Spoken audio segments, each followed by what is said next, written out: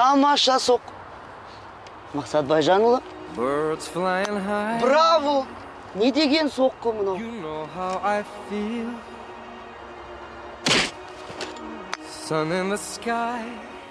Керемет соққы болды. Мақсат Байжанұлы. Breeze drifting on by. You know how I feel. It's a new dawn. It's a new day. It's a new life. Алло. Я барам. For me. 2 минуттан кейін барам. Бірақ ертең. I'm feeling good.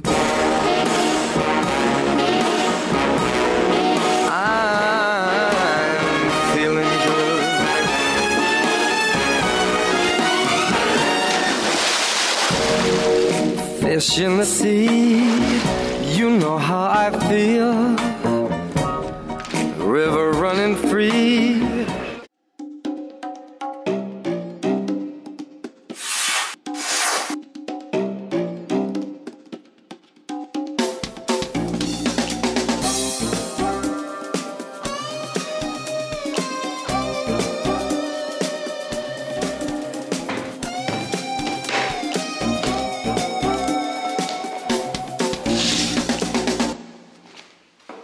Бекбаев Арман Мажитұлы, 1985 жылғы және Рахим Мақсат Байжанұлы, 1983 жылы Алматы қаласына туған.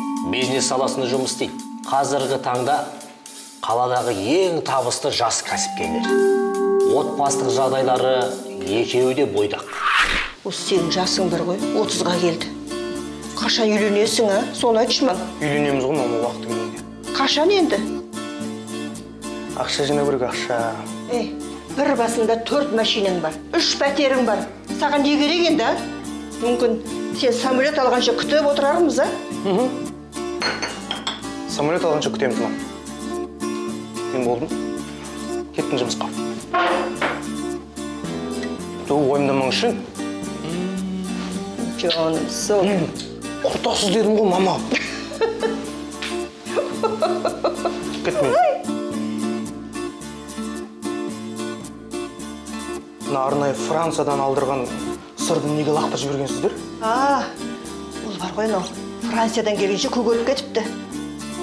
Осы сен бар ғой, шетелден тамақ алдырғанды қашан қоясың, а?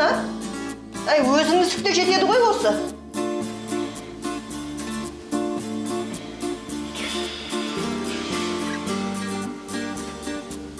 Жан.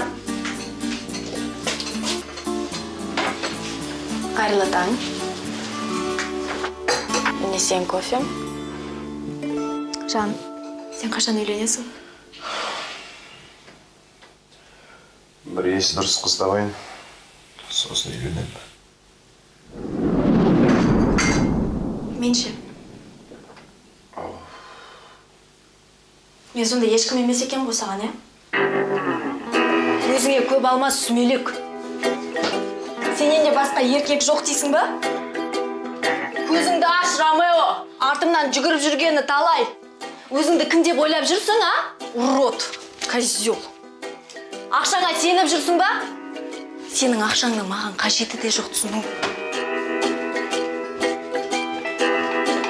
Мен ақшаға сатып алды деп ойласың, қателесесің сен. Сенен де басқа жігіт табылады маған. Чао, азғын неме.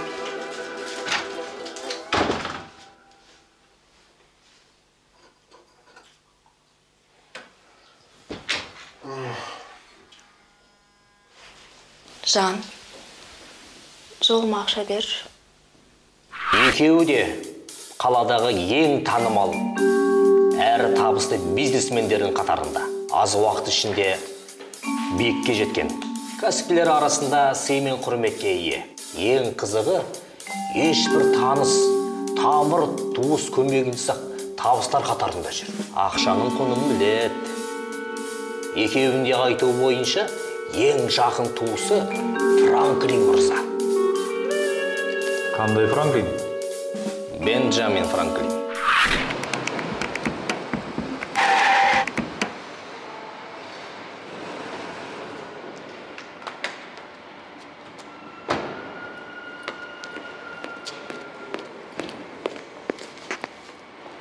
Басеке, не болып қалды? Мына құлап қапты. 20 теңге ме?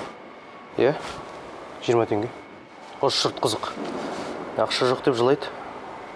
Ақшаң бәрі жерде жатыр ғой шашылып. Сәл беліңді бүксең болған. 20 теңгеде ақша ма, Басеке? Тоқтап, газет алшы.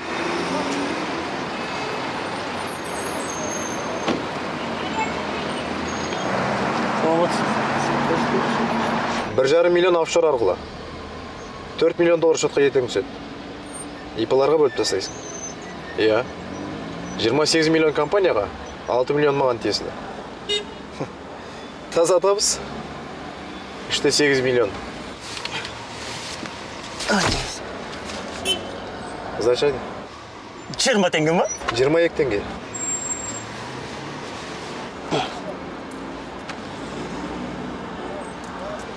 А? Не айтып отыр едің? Иә.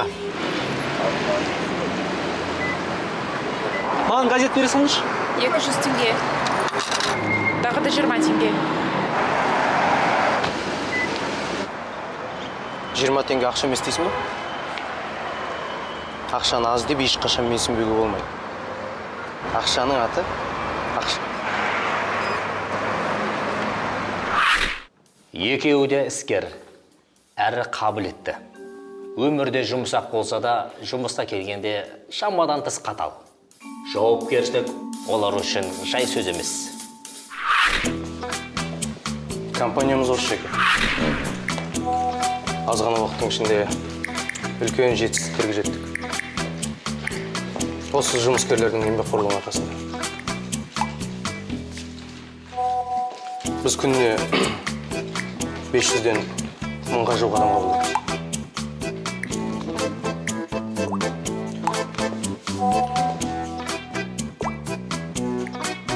Кешіріңіз. Не мына? WhatsApp қой. Сіз неге жұмыс уақытында әлеуметтік желіде отырсыз? Түсінбей қалдыңыз. Әйелім ғой. Әйеліңмен үйге барып сөйлесу. Бұл жұмыс орны. Заттарыңды жинады кет бар. Қалай? Отбасы ғой, бала шаға. Барлығын бер қараңдар. Егер жақсы күйеу болам десеңдер, үйлеріңе құрыңдар. Әйелдерінің көңілдерін тапқыларың келсе, кетіңдер үйлеріңе. Жақсы әке болам десеңдер, жоғалыңдар үйлеріңе. Барлық күштеріңді баланың тәрбиесіне салыңдар. Дұрыс! Бірақ бәрін жағам десеңдер, үйлеріңе кетіңдер. 10 жылдан кейін әйелдерің жаңа шуба сұрағанда, балаларың өсіп, үйге келін әкеліп ақша сұрағанда, маған әлеуметтік желіден, болмаса WhatsApp-тан SMS жазарсыңдар. Бірақ сол кезде мен сендердің SMS-теріңе жауап бермеймін. Өйткені мен жұмыс уақытында WhatsApp-та отырмаймын. Жұмыс және мен. Жұмыс және мен. Түсіндіңдер ме? Егер ВКонтактеде отырғыларың келсе, WhatsApp-та отырғыларың келсе, Instagram-да отырғыларың келсе, құрыңдар үйлерге! Ал егер су жаңа көліктің салонында отырғыларың келсе, жұмыс істеңдер. Мен сендердің басқа ештеңе сұрап отырған жоқпын. Жұмыс, болды! Таңдау өздеріңізде.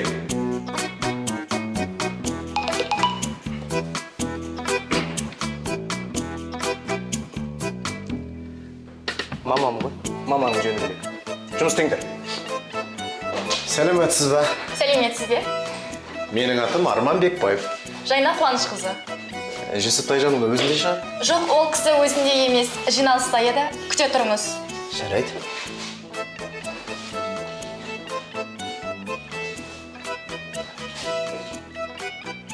Мына туындының авторы кім? Білмедім. Қарындас, мен дереу мынаны сатып алуым керек. Бағасы қанша? Жоқ, ол сатылмайды. Бұл офистің мүлкі ғой. Ал егер бұлай болса ше, мысалы, 5 миллион теңге. Сенімдісіз бе?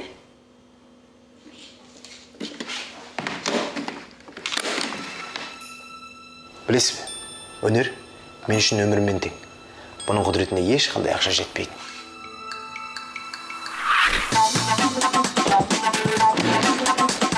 Жайна, маған ешкім келген жоқ па? Арман Бекбаев келіп кетті. Ол маған 5 миллион қаржы жетті әкеп тастап кеткен шығар.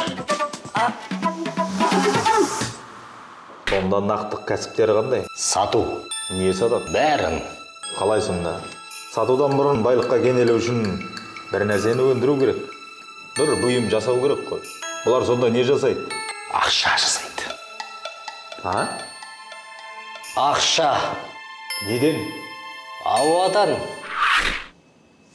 Мақсат, мына компанияңа 2,5 миллионнан артық бір тиын бере алмаймын. Қазір дағдарыс. Жәке, біз бұл нарықта жұмыс істегенімізге бірнеше жыл болды. Сондықтан сіз де ойланып көріңіз. Бірнеше күннен кейін баға қайтадан көтеріліп кетуі мүмкін. 2,5 миллионнан артық бір тиын қоса алмайсыз, иә? Иә. Жақсы. Келістік. Мен сенің осындай шешім қабылдайтыныңды білгенмін. Не үшін? Қаншама жылдан бері дамытып келген компанияңызды соншама арзан бағаға сатып жібердіңіз? Менің компаниям, ол менің жұмыскерлерім. Бір айдан кейін ана жақта жұмыс істейтіндер мына жерге қайтадан қайтып келеді. 100%. Демек компанияның атаған өзгерді, болды. Сонда? Дәл өзі. Өз құны 500 мың. Ал біз оны 2,5 миллионға саттық. Түсінесің бе? Жоқ, десем біздің немен айналысатынымызды ұмытып қалдың ба? Жылжымайтын мүлік сату? Дұрыс қой енді. Түпкі мақсат ғимаратты сату. Болды. Сондай. Принтерді қайда қойын? Ана жаққа қой. Айта кететін нәрсе, екеуі де бір мектепте бітірген. Жастайынан жақын дос болып өскен, алғашқы іскерлік жобаларын мектепте бірге жүзеге асырған. Бірақ ең қызығы, айырылмас достар қазіргі таңда бір-біріне нағыз дұшпан. Бірін-бірі иттің етінен жеп көреді. Арман аға, сіз қазір 5 минуттан кейін шығасыз, әзірге шай ішіп алыңыз. Және де журнал оқысаңыз да болады. Не болып қалды, сізге шайнамай қалды ма не? Жоқ, тәбетім болмай тұр.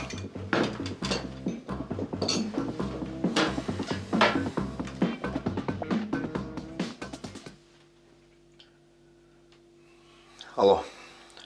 Алло. Қайнар. Алло. Сен ана «Бизнес бүгін» деген журналды естіп пе едің? Не журнал? «Бизнес бүгін». Е? Естісең былай. Сен қасыңа жігіттер жинады. Сол журналдың кешек шыққан тиражы бар ғой. Соны бүкіл қаладағы газет, журнал сататын дүңгіршектерден жинап сыпырып ал. Сосын? Сосын өртей сал.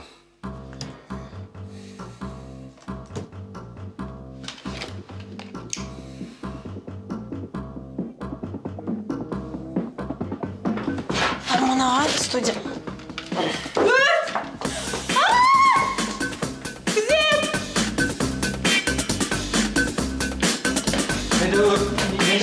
Сіздер бүгінгі студиямыздың мейманымен таныс болыңыздар. Ол елімізге белгілі кәсіпкер Арман Мәжітұлы.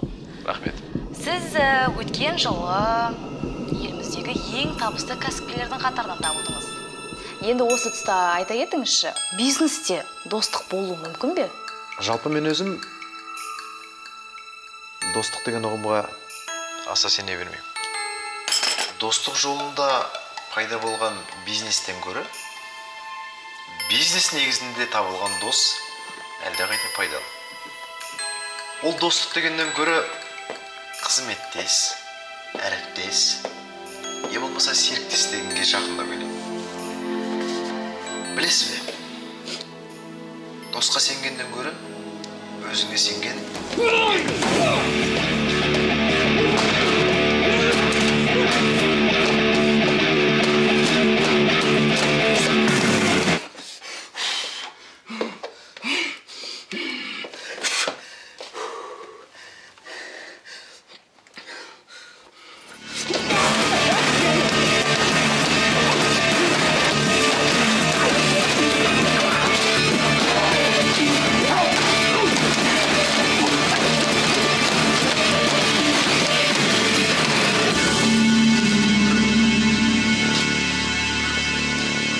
Официант! Счет призыш? Тыныштық па аға? Бір шай, бір пирожный, сосын бір телевизор. Байқамайсыңдар алдым. Соншама бір-бірін жек көретіндей не себеп? Оны ешкім білмейді. Біреулердің айтуынша бәріне себеп қыз. Біреулер ақша дейді. Оны екеуінен басқа ешкім білмейді. Әйтеуір бізде бар ақпарат бойынша бірін-бірін көрместей болғанына мінеки 10 жылдан асып кетті. 10 жылдан бері бір-бірін көрмеген бе? Иә, бірде-бір рет көріспеген. Бірақ жалғыз бір кездейсоқ орын алған. Қай жерде? Балалар паркінің ашылу салтанатында. Содан? Құрылыстың бас спонсорлары екеуі болып шығып, лентаны кесу мәртебесі екеуіне бірдей бұйырып қалған ғой. Нәтижесінде? Құрметті көрермендер, міне бүгін біздің қаламызда тағы да бір ойын-сауық кешені ашылуда. Бұл ойын-сауық кешенінің басқа ойын-сауық кешенінен айырмашылығы. Жүр, кетіп түсірейін.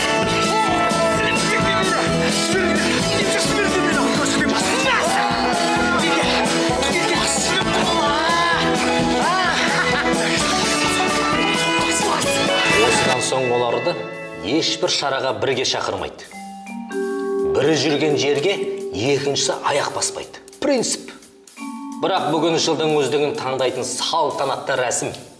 Жыл кәсіпкер жүлдесі. Ол жерде екеуі де болатыны анық.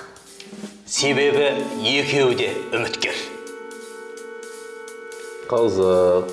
Бірнеше жылдық сараптама бойынша мынандай бір маңызды түйін бар.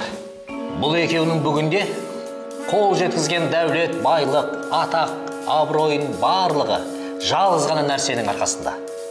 Ол біріне бірі деген жек көрінішпен араларындағы бәсеке. Бірі-бірінен асып түсем деген серт берген екеуі бүгінде не істесе де екіншісінен артық көріну, озып кету үшін істейді. Бірі екіншісінен үздік екенін дәлдеу үшін барын құрбандыққа шалуға дайын. Білім, байлық, ақша, оның барлығы жай ғана бірінің алдында бірінің үстемдігін көрсету үшін қолданатын құралдар. Ең бастысы бұл бәсекеде бірінші шығу. Түсінікті. Екеуі де іске жарайды.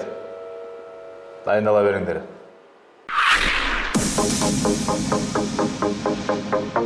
Бүгін қаламыздағы ең танымал кәсіпкерлер бір ортадан табылды. Себебі бірер уақыттардан соң жыл кәсіпкері номинациясының иегері анықталатын болады. Тіпті ешқашан басы қосылмайтын Бекбаев Арман және Рахымов Мақсаттардың бір ортада жиналуы осы сыйлықтың қаншалықты маңызды екенін аңғартса керек. Ендеше құрметті көрермендер, ішке кірейік.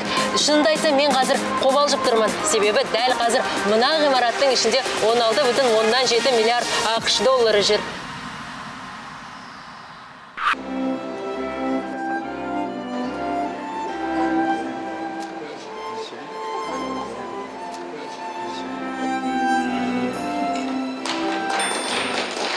Ал енді бүгінгі кештің басты жүлдесін марапаттау үшін кешіміздің мәртебелі қонағы, осы жүлденің ұйымдастырушысы Алтай Мансұрұлын сахнаға шақыруға рұқсат етіңіздер.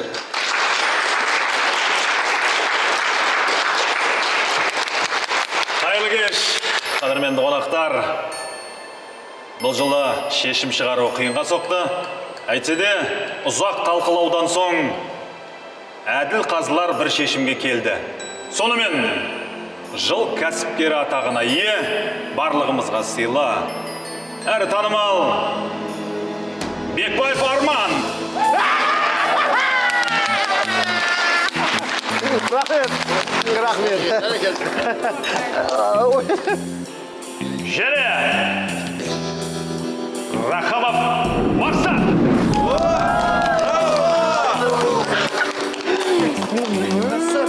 Бұл жылы жүлдегер екеу болады деп шештік. Қошеметтеріңіз. Ал, сөз кезегі өздеріңізді. Рахмет. Кешіріңіздер. Жағаласпай тұрыңыз. Кешіріңіздер.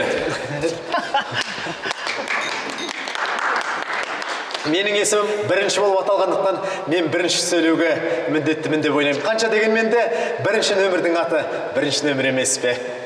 Гигиеналық тұрғыдан келгенде, менің бірінші сөйлегенім өте өзіме тиімді. Ал мына кісіден кейін сөйлесем, мына микрофондарыңызды дезинфекциялауға тура келеді.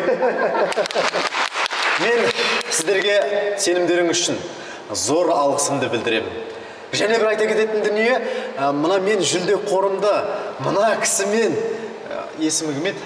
Жарайды, маңызды емес. Мына кісімен бөліскендігім, бұл өмірімдегі бір өрескел қателігім болды десем, артық айтқандығым емес. Бірақ Алтай Мансұрұлы, мен оған еш ренжімеймін. Мынандай марапатқа ие болу мен үшін үлкен мәртебе. Жүлде қорымды мына кісімен бөлісу өзім үшін қайырымдылық деп қабылдайын. Қанша дегенмен де, мынандай жағдай нашар адамдарға қашанда көмек қолымызды созып отыруымыз керек. Бұл біздің азаматтық әрі адами борышымыз. Барлықтарыңызға рахмет. Ал, Мақсат мырза. Мен өзім нағыз джентльмен ретінде сөздің кезегін мына кісіге бердім, өйткені бұндай кісілердің жолдар жіңішке келеді. Ал екіншіден, соңғы түйенің жүгі ауыр дегендей салмақты сөзді өзім айтатыным дұрыс болды. Үшіншіден, менің жеке дара жеңісімнің жартысын осы кісіге бөліп бергендеріңіз, сіздердің үлкен аса мейірімділіктеріңіздің және адам сүйгіштік қасиеттеріңіздің бірі деп білемін. Кім біледі, мүмкін бөліп бермегендеріңізде бұл кісінің жүрегі ауырып, осы жерде бақилыққа кетермеді. Сондықтан да менің жеке триумфымның осындай қазалы оқиғамен аяқталмау үшін жеңістің жартысын бөліп бергендеріңізге көп-көп рахмет сіздерге. Және айтатын дүние, құрметті. Болды. Доғарыңдар. Сен неге жалғаса бересің менде? Кешіміз жалғаса берсін. Ал біздің әңгімені анда барып жалғастырайық. Әрине кешіміз салтанатты түрде жалғасады, кешімізді ары қарай тағы да әдемі көңіл күймен жалғастырамыз. Мойындаш, мен сенен өмірде бір рет болса да асып тұрмын ғой. Өзіңмен мықтыны мойындау үлкен ерлік. Сен менің тырнағыма да тапмайсың. Немереге бекер тыраштанасың? Абайла жарысам деп байқамай өліп кетіп жүрме. Жарыс? Сен сонда менімен жарысып жүрмісің? Мен қалай білмеген? Мен бұрғы тіпті жарысты бастаған да жоқпын. Егерде бастайтын болсам, сені баяғыда шаңыма көміп кететін. Алтеке. Болды оғарыңдар. Жас бала ұқсап жұрттың көзінше дауласқандарың дұрыс болмады. Өмір бойы әйелдерге ұқсап салғыласа бергенше, дауларыңды шешіңдер де қоя беріңдер. Қалай? Бір-бірлеріңді мойындатқыларың келе ме? Иә. Ендеше тең жағдайда, тең мүмкіншілік, тең шартпен сайысып көріңдер. Еркекше. Түсінбедім. Шарт мынадай. Кімнің мықты екенін дәлелдеу үшін кез келген ауылға аттанасыңдар.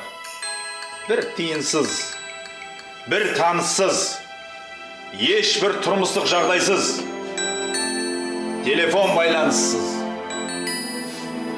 Іскерліктеріңді дәлелдейсіңдер.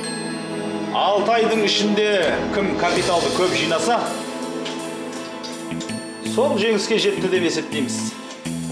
Жүлде қандай? Бір-бірлеріңді мойындату үшін қандай құрбандыққа барар едіңдер? Кез келген, барлығына да. Ендеше, дүниелерің мен капиталдарыңды бір жерге жинайсыңдар. Жеңген адам барлығына ие болады. Ал жеңілгенше?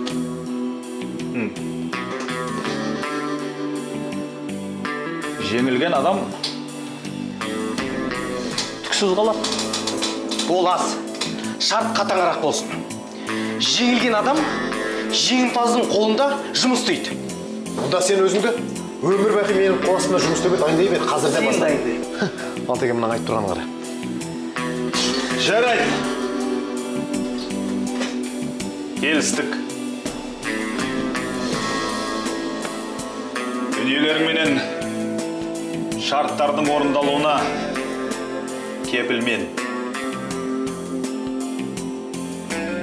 Қол алсыңдар. Бәс.